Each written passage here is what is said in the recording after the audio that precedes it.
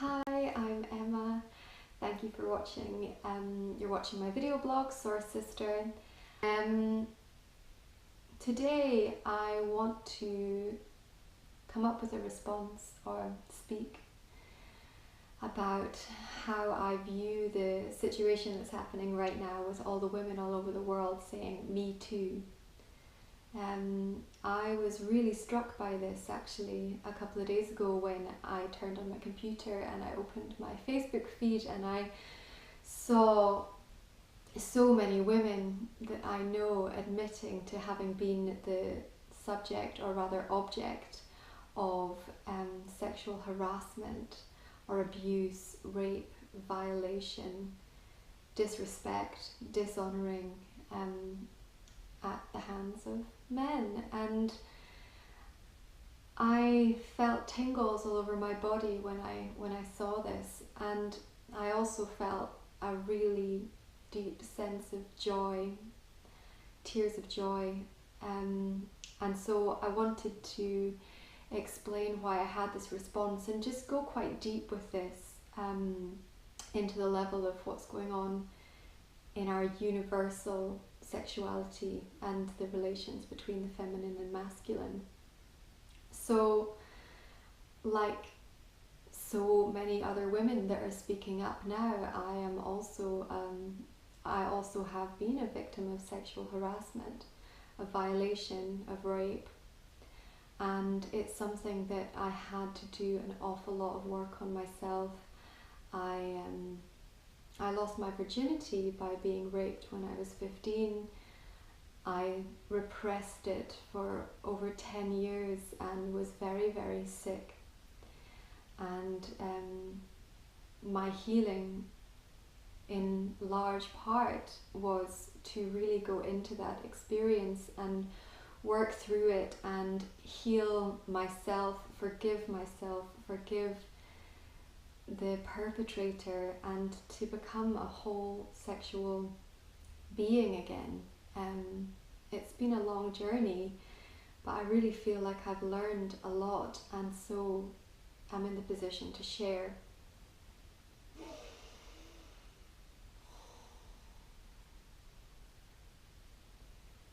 So where we are at as a collective at the moment, women are rising up and declaring their truth, their painful truth. Women are being honest, maybe even for the first time, about how belittled and disrespected and dishonoured and how unsafe and scared, frightened that they have felt around men, whether that be being followed, being groped, being harassed, being spoken to in a disrespectful way, catcalled, or being physically abused, sexually violated. There are so many things, and it's a scale ranging from catcalling to serious assault. But at the center of all of these episodes, the center is the same. It's a violation of the soul.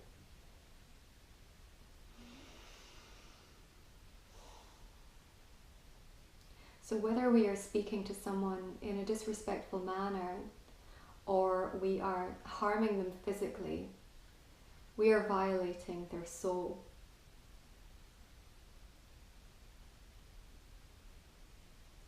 So the way the universe is set up is that we have, above everything, we have soul, we have source, we have everything, oneness. Below that we have the masculine and the feminine. And I'm not talking about men and women here, I'm talking about two different energies. So you could call that yin and yang. To translate into our everyday world, it's doing and being. The masculine energy is the external energy in the world that goes out and works towards goals and creates, is passionate and driven. And the feminine is a being energy. It is restful, it is nourishing, it is compassionate, it is being at home. Those are just some of the words that we could use to describe the feminine and the masculine. What we have within that is we have the positive masculine and the positive feminine, the negative masculine and the negative feminine. So where the positive masculine may be independent and go-getting and providing and serving, the negative masculine is egoic, it is exploitative, it's aggressive, and it's destructive because it's not in service to the soul. The negative masculine is in service to the ego and therefore is a very destructive force. The negative masculine is the energy that has been so predominant in our last centuries on earth. In our patriarchal culture, the negative masculine has dominated, and as such it has repressed women, and has repressed all the qualities of the positive feminine, you know, compassion, love, gentleness, sensitivity, intuition, deep listening, slow moving, slow living, being. A lot of those qualities have been disrespected and dishonored. Okay? So it's not men and women, it's masculine energy and feminine energy. But if we're in male bodies, we tend to have, every body has a mix of masculine and feminine energy within their body. But in a male body, the ratio of masculine to feminine energy tends to be predominant in the masculine and with less feminine. And in a female body, the energy is predominantly feminine, less masculine. So even women, you know, over the last, definitely the last 50 years, maybe longer than that, definitely longer than that actually, because the world has been in a negative masculine cycle, we've also, instead of being tuned into our innate feminine qualities, we have also been performing the masculine, you know, 1980s, 70s, 80s feminism, anything a man can do, I can do as well. I'm going to be the head of a board, wear suits, you know, like really this kind of strong masculine, which was actually trying to compete in a masculine world on its terms, as opposed to redefining a world that is in balance with feminine and masculine values. Feminine values have actually been seen as weak. That's not true.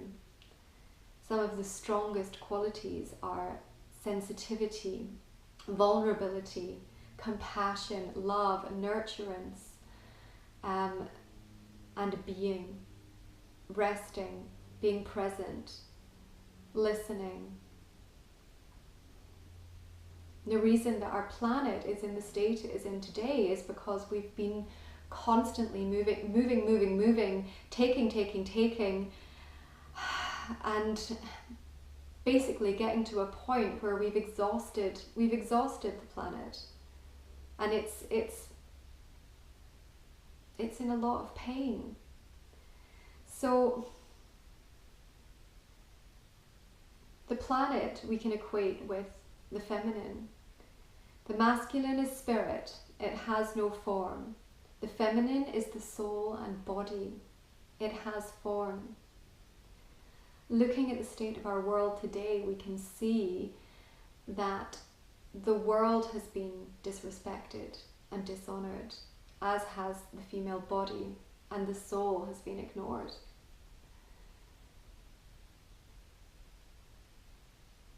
This is not something to blame men for, you know. It's like, what I really want to say about this situation, about women coming forward and speaking openly about the horrific experiences, and they are horrific, and there's absolutely nothing acceptable about them. You know, it's not acceptable to speak in a disparaging way about a woman's body. It's not acceptable to catcall a woman in the street. It's certainly not acceptable to lay your hands on her, or even to ask her to enter enter into a sexual experience that she doesn't want to enter into. And this is a very subtle area. You know, I saw this being explained so well with the analogy of having a cup of tea. So, you know, if you're going to make someone a cup of tea, you ask them, you know, do you want a cup of tea? And they say, yeah, you know, I want a cup of tea, that sounds great. So you go and you put the kettle on, and you start making tea. You know, you might go and hand that cup of tea to a person, and they might say, you know, actually, I don't really feel like tea anymore. I think I'm going to have a glass of water. That is the point where, you know, you do not force the person to drink the cup of tea. Even if a split second, you know, even if seconds before they were totally really looking forward to having tea, and then all of a sudden they say, do you know what, actually I don't want to have tea. You don't force them to drink the tea. And you know, while we're on that, an unconscious person can't drink tea. Somebody who has been drinking a lot or taking drugs is not really in the best place to decide whether or not tea is good for them. And so really we shouldn't be doing anything under those circumstances. And that really is a big issue here as well, because me included, you know, we have experienced lots of instances of sexual harassment, maybe even assault or abuse, and as women we have internalized an awful lot of fear, guilt and shame in relation to these incidents. If it has involved alcohol, then the question of consent comes up so strongly. You know, do you think I would have consented? You know, I wasn't in my right mind. This is a difficult one, but I think this is why we have to bring it back to the level of the violation of the soul, because it's basically, would our soul want to do that? If we could put ourselves back in that position, and not really about the external situation, whether, you know, alcohol or anything like that, but what does the soul want? Did I go against my soul in that instance? That's the most important thing. Anything that goes against the soul is a violation.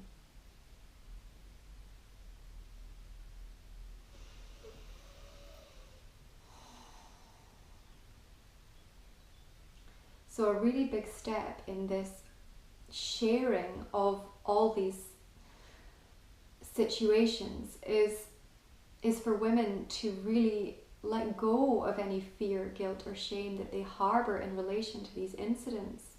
You know, they are wrong, and we should carry absolutely none of that. And also, in honouring ourselves, in honouring our souls, we also have to be able to say no when we mean no, and not think that just because we're in a relationship with someone, or because, you know, we've spent an evening with someone and therefore, you know, it's expected to have some kind of sexual encounter, or, you know, it never is. It never is. There is always free will, there is always the soul, and there is always that internal knowing of whether this is something that you want to do or something that you don't want to do. And the divine masculine, the true masculine, 100% respects that. The true masculine holds that space for the feminine to trust. And this is the kind of area that we're moving into collectively. Okay, so over the past hundreds and hundreds of years, we've had this dominant patriarchy where, although the masculine, the positive masculine, has so many wonderful qualities, it's veered into the negative masculine, of exploitation, of destruction, of disrespect. And in that, the feminine has been trampled and has moved into her own negative, which is neurotic, which is oversensitive, which is crazy, but just, crazy with absolute frustration at the state of the world due to the destruction of the dominant negative masculine.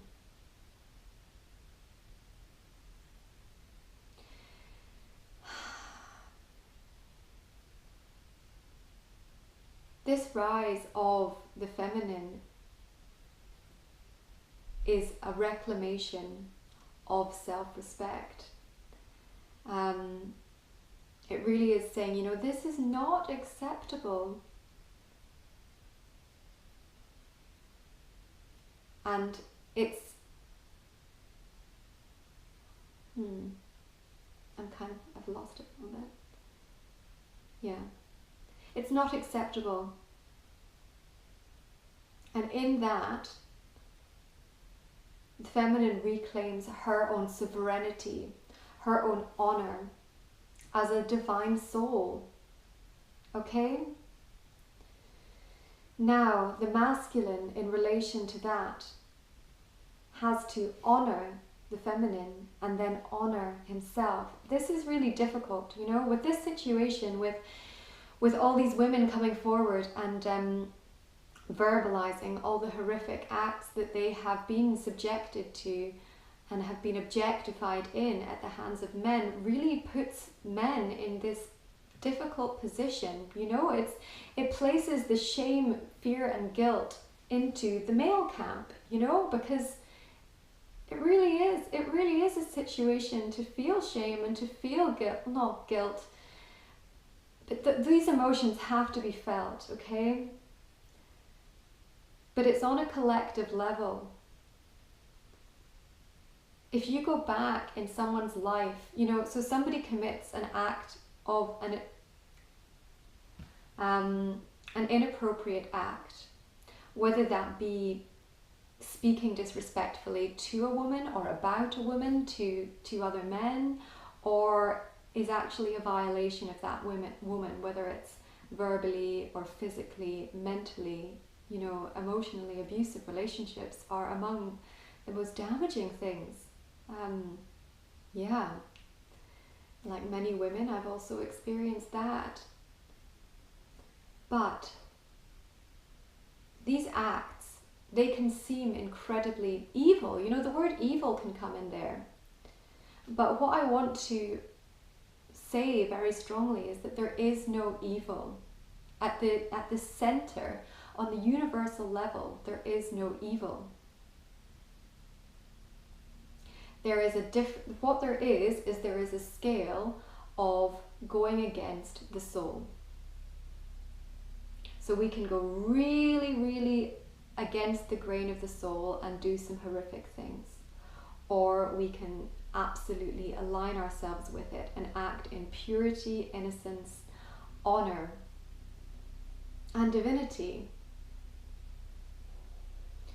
So when we go back, when we go back in someone's life to when they are a baby, male or female, we come into this world innocent, pure,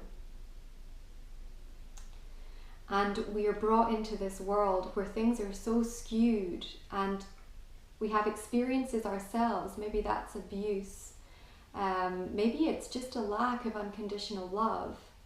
And when we experience that, we internalize it and it hurts. And as we grow up, maybe we try to block out these hurts, we get involved in addictions, alcohol, drugs. We don't understand what love really is. Sexuality comes in there as well, like promiscuity and sleeping around and dishonoring our own bodies and feeling that that's okay, because that's just what everyone does. But there, I don't think there is actually, no, I know this, there is not a single one of us who, when we really go deep inside, thinks that that is okay. It's not. Every single one of us is a sovereign being. And we deserve to experience unconditional love and respect for ourselves and for everyone else, male and female. Above the masculine and feminine, there is the soul. There is only one soul. And so when someone violates the soul of another, they are violating their own soul. So there is no evil. There is only misdirection. There is only forgetting that pure, innocent, sovereign being that you are, because of the skewed world that has become so saturated with the negative masculine that it's forgotten who it is on a mass scale.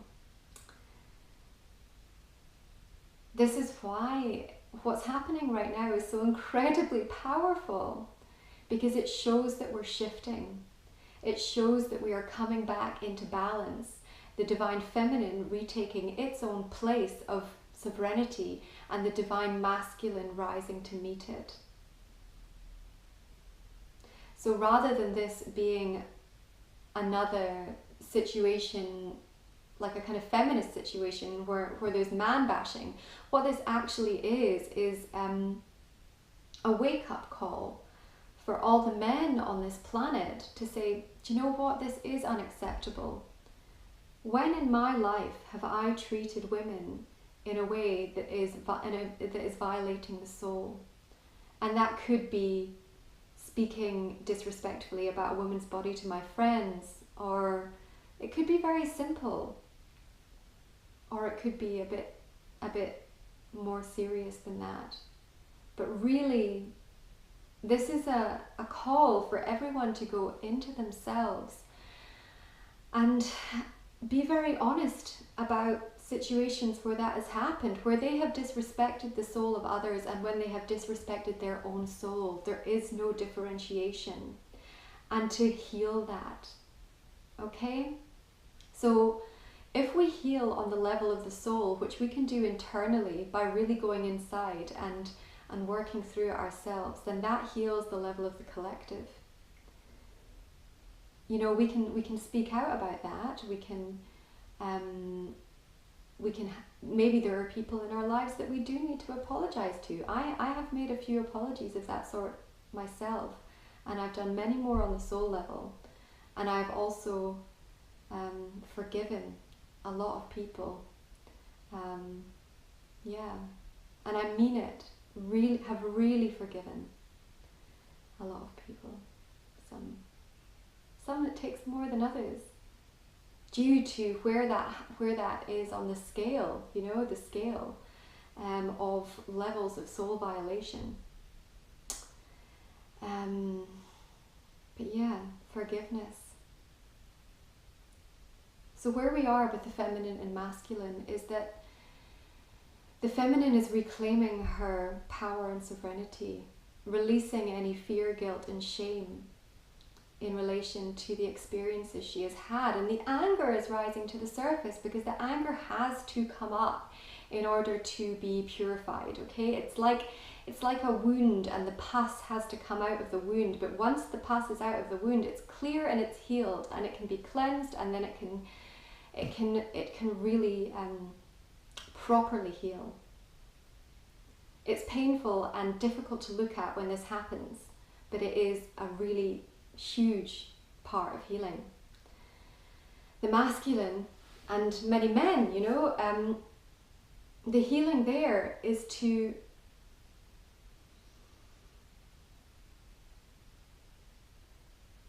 think on the level of the collective. Women have been victims of patriarchy, but men have been victims of patriarchy just as much, perhaps even more so. To have been born a man into this world, you know, you have been subjected to so many skewed perceptions of what it is to be a man and what it is to be a human being. And it is of no fault of any being if they have unconsciously repeated these behaviors that they have been subjected to themselves. You know, it's a mass conditioning. So we have to forgive ourselves for that, because underneath this conditioning that made us act in whatever way it may have, we are the same. We are the soul. We are pure, we are innocent. And when we get back to this place, there is no opposition and there's certainly no evil. But what there is incredible creativity and potential and love, and it opens up the space for this beautiful relationship between masculine and feminine energies. And that can be between man and woman, it can be between woman and woman, man and man. And that is when we can enter into our true sexuality, where we allow ourselves to be the innocent, vulnerable, sensitive, soulful beings that we are, and we meet another being on that level. That is love.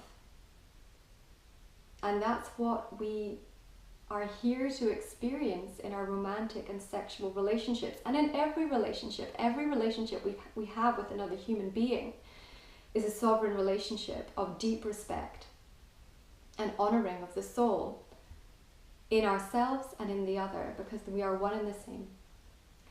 And then this level, of course, of doing the same with the planet. So I think I'm going to wrap it up here. Yeah, there's one more thing I wanted to say, which is about women's bodies. And so, you know, there's a level of soul violation where we can disrespect a woman's body, whether that be physically or, you know, in conversation with other people.